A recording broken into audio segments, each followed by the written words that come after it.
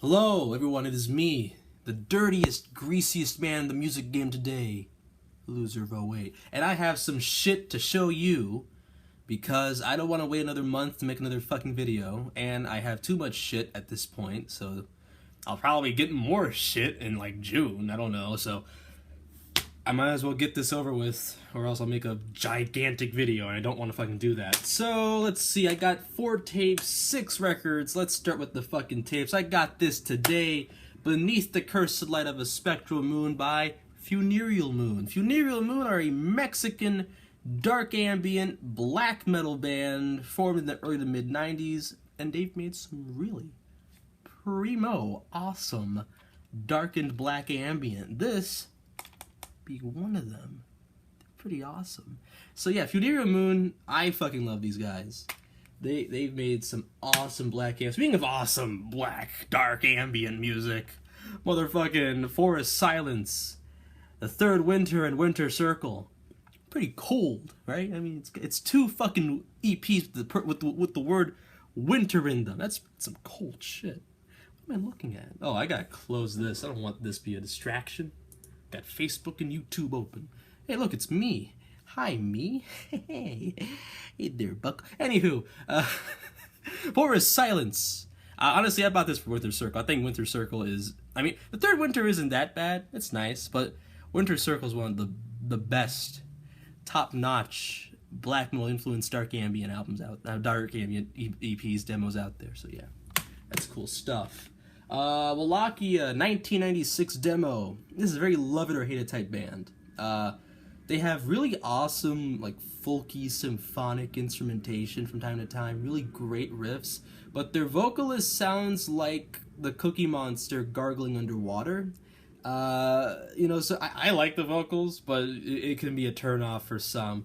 Understandable, but, it's nice. It's nice. Why the hell not? So, that's Wallachia, and one of my dudes, one of my favorites, Enchantment of the Ring by Secret Stairways.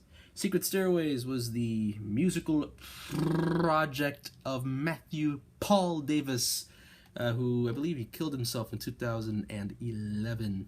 He released this and Turning Point, some of the best ambient dungeon synth albums of all time. Honestly, I'm more of a Turning Point guy. People prefer this more because I think it's because it's low fidelity, like, oh, how nostalgic, the lo-fi sound. His stuff works better in hi-fi. Just listen to Turning Point. It's fucking beautiful. But yeah, Champion of the Ring, Secret Stairways, some beautiful lo-fi ambient stuff going on. I was looking to get this tape because it was like a limited, 30-ish copies, and it quickly sold out. So yeah. This is some top notch. So check out Secret Stairways. His album should be up online in the Dungeon Synth Archives YouTube channel. And yeah, I recommend Turning Point.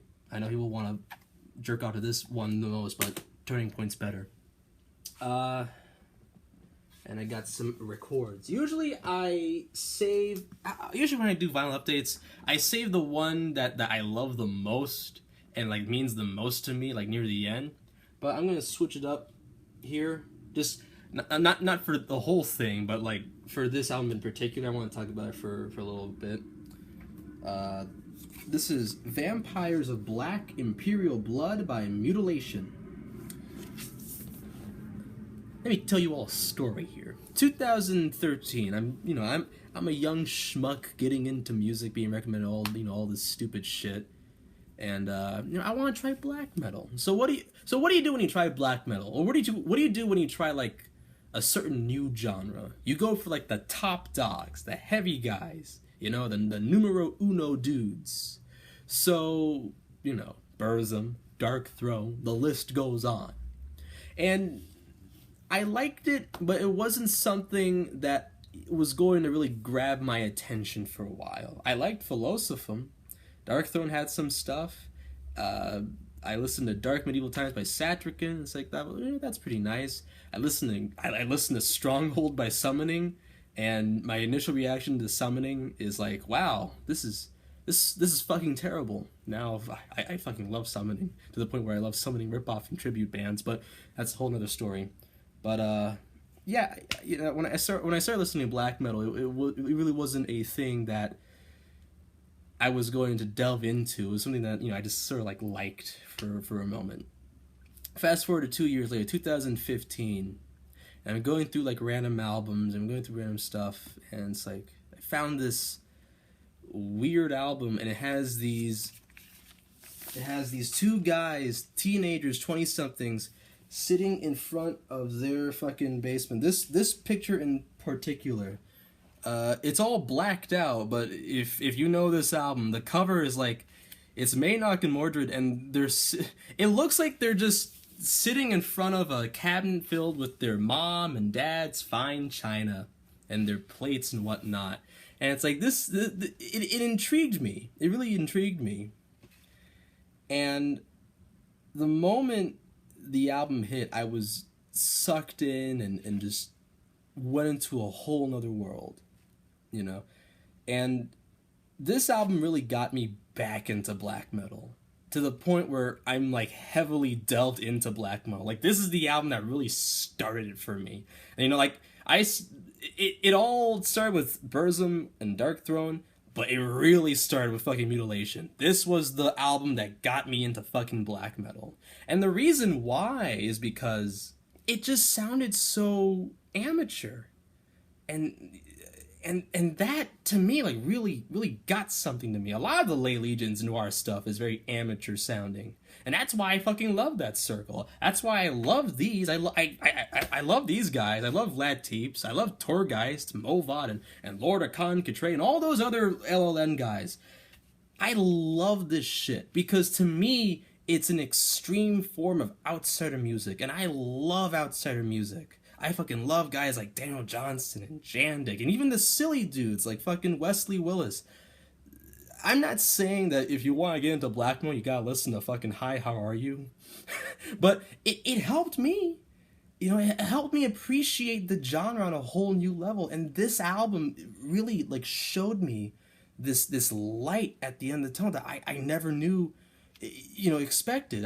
I know I said earlier in the video, I don't want to make a long video, but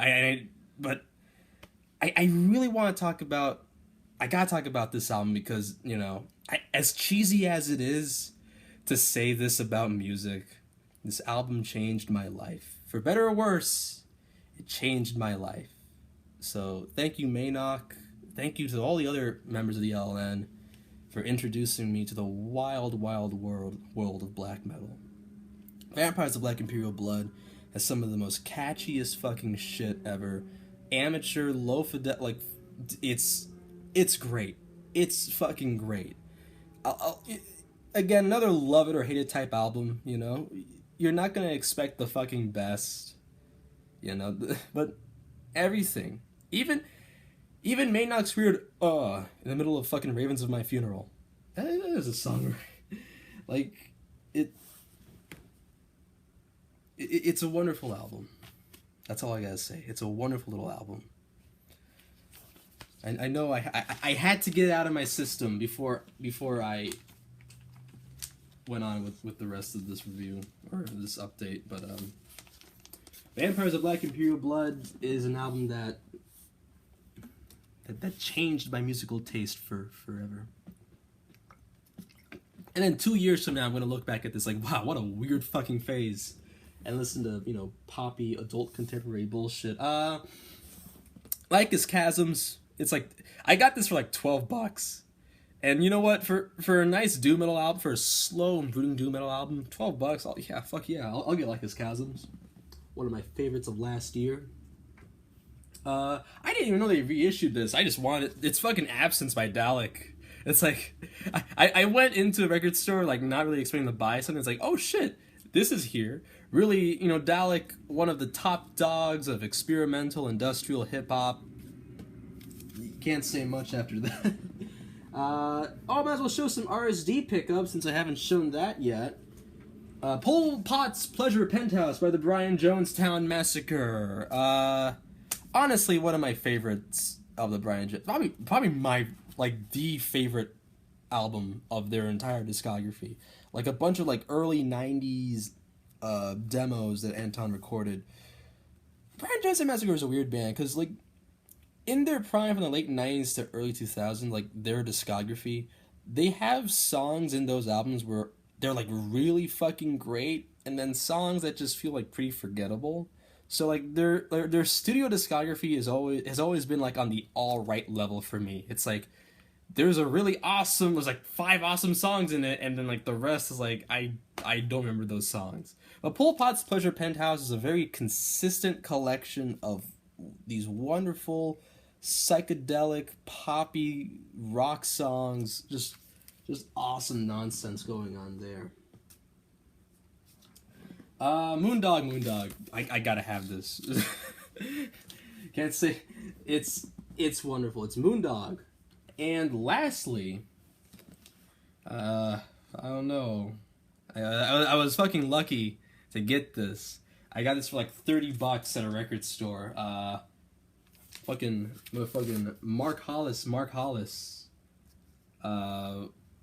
Really wonderful, sparse, dreamy ambient pop from the godfather of post-rock himself, Mark Hollis, the J.D. Salinger of music, because no one knows what the fuck he's somewhere in London taking care of his family. He's probably shitting on EMI right now.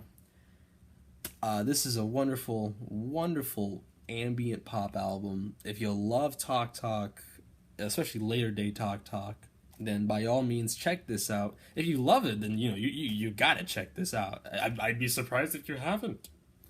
But yeah, just sparse, beautiful ambient pop from Mark Hollis. So Mark Hollis. Moondog. Ryan Jonestown Massacre. Dalek. I would have loved to talk more about these, but I wasted, I think, a good 8 minutes on Mutilation, Lycus Chasms, and of course the one and only Vampires of Black Imperial Blood.